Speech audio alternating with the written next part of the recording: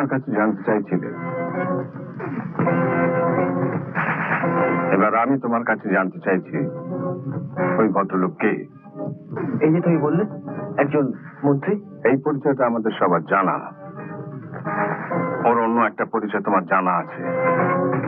What's that? আমার এক বান্ধবী আছে না, পাপিয়া। পাপিয়া, উনি পাপিয়ার বাবা। না, কার বাবা সেটা আমি জানতে চাইছি না, আমি যেটা জানতে চাইছি সেটা বলো।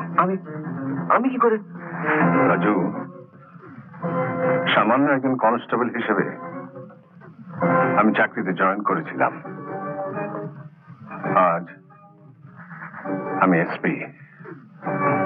আমার চোখকে তুমি ফাঁকি দিতে পারবে না।